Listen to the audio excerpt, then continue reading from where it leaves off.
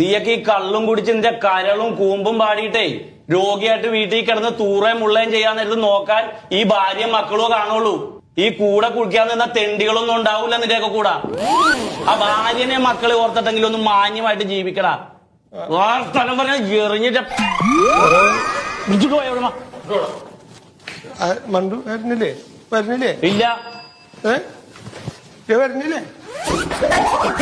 എന്റെ പൊന്ന് ചേച്ചി, ഇവന്മാരൊക്കെ ഇങ്ങനെ പേടിപ്പിക്കാനേ ഞങ്ങളെ കൊണ്ട് പറ്റുള്ളൂ. പിടിച്ചകത്തിടാനൊന്നും പറ്റൂല. ഇപ്പൊ ഇവരെ കൊണ്ടാണ് സർക്കാർ നിലനിൽക്കണ. ഇവര് കുടിക്കണ കള്ളും ഇവരെടുക്കണ ലോട്ടറിയും ഇവന്മാരെ പെറ്റിക്ക് കുടിക്കണ കാശും കൊണ്ടാണ് ശമ്പളം കിട്ടണം. ഇത്രയും ഞങ്ങൾക്ക് ചെയ്യാൻ പറ്റുള്ളൂ.